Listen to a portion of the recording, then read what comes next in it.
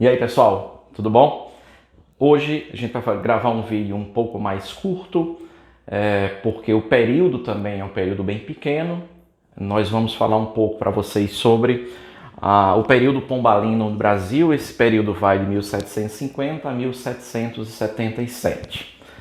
Tem esse nome por causa, né, da importância do Marquês de Pombal. Uma primeira coisa importante a gente começar a pensar aqui é o seguinte: quem seria o Marquês, né, de Pombal? A gente está falando aqui basicamente, né, de uma figura chamada Sebastião José de Carvalho e Melo.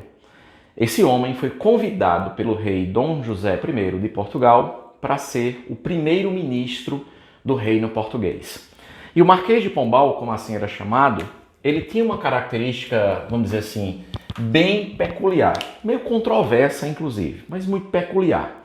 O Marquês de Pombal, ele fez um governo pautado em medidas, em tomar medidas que eram consideradas ilustradas, ou seja, iluministas, e medidas que eram consideradas despóticas, ou seja, medidas absolutistas.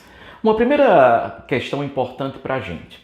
O despotismo esclarecido, né, foi uma prática bem significativa dos reinos europeus. Reis e rainhas faziam isso, eles faziam misto, né, de medidas iluministas com medidas absolutistas, dando origem a algum, né, grupo de reis e rainhas, também chamados de déspotas esclarecidos, por fazer tudo isso que eu disse agora há pouco para vocês. Marquês de Pombal não é rei, é primeiro-ministro do rei Dom José I lá de Portugal. E o que é que acontece? Eu tenho aqui seis medidas principais tomadas pelo Marquês de Pombal que a gente pode dar uma discutida com vocês, tá? A primeira coisa é pensar sempre isso, tá bom? Eu vou colocar aqui as duas letrinhas básicas, ó. Absolutismo e iluminismo, tá? É uma soma de medidas absolutistas com medidas iluministas com alguns objetivos. A princípio você poderia me perguntar, professor, quais são os objetivos do Marquês de Pombal quando ele é chamado como primeiro-ministro? Quais os objetivos de colocar essas coisas em prática? Daqui até perguntei no final. O objetivo principal dos déspotas esclarecidos, pessoal, é isso aqui, ó, modernizar as estruturas administrativas do Estado, seja ele qual for. Tá? Isso acontece em Portugal, isso acontece também na Espanha, acontece na Rússia, entre outros, tá bom? E aqui Pombal ele toma algumas medidas importantes que eu posso colocar para vocês. A primeira é essa aqui, ó, a centralização administrativa, que tem muito a ver com o quê, professor? Tem muito a ver com a ideia absolutista de centralização de poder, que a gente já via esses conceitos em outros momentos, né? Centralizar o poder. Isso significa exatamente o quê? Fazer com que os monarcas eles tenham poder sobre as questões administrativas, criando estruturas administrativas que, ao final, centralizavam-se na figura dos reis. Uma outra coisa, e talvez a mais importante quando a gente está falando do Pombal, seja essa sua ideia de laicização do Estado. Pombal ele tem como principal objetivo laicizar o Estado português, ou seja, tornar laico significa afastar, apartar, separar o Estado da Igreja. E nesse sentido ele decreta esse processo de laicização e o respingo maior desse processo vai ser exatamente com a expulsão dos jesuítas, tanto de Portugal como das suas colônias.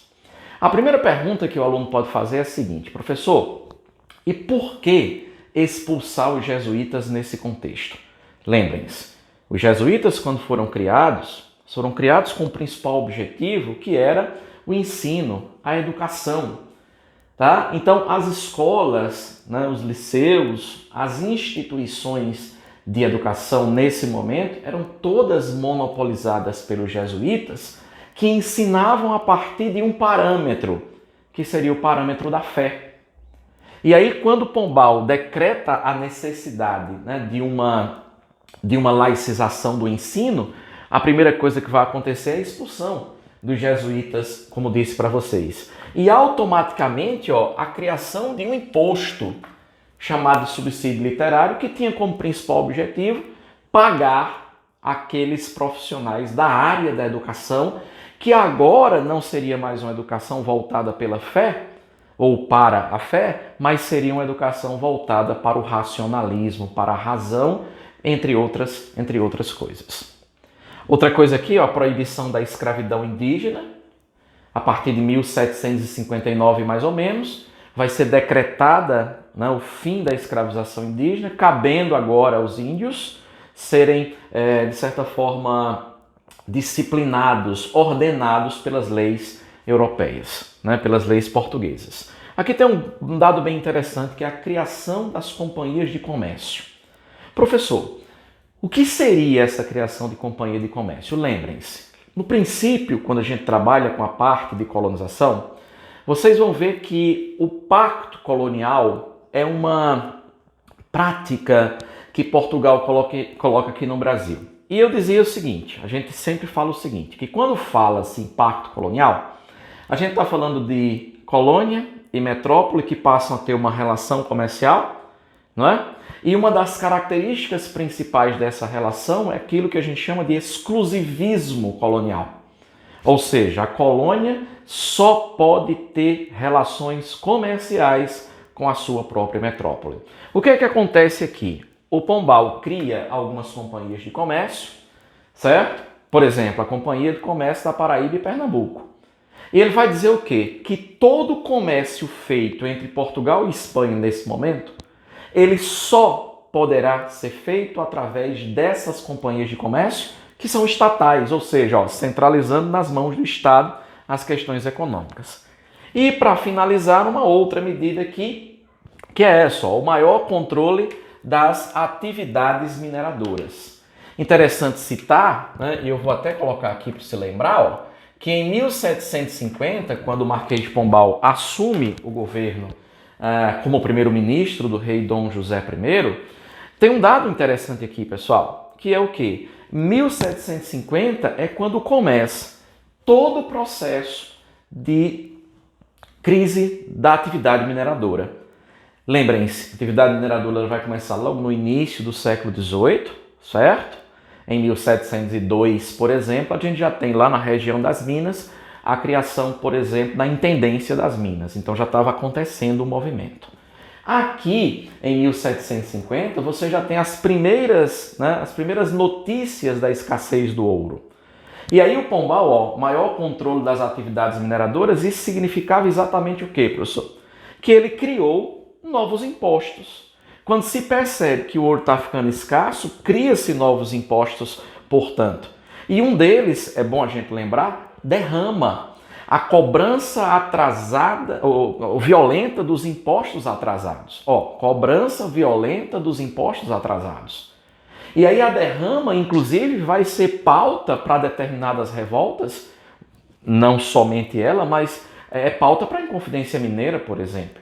Tá bom? E aí você pode perguntar para a gente fechar, professor, então quais são os objetivos do Pombal em tomar todas essas medidas? Aqui eu finalizo com a pergunta.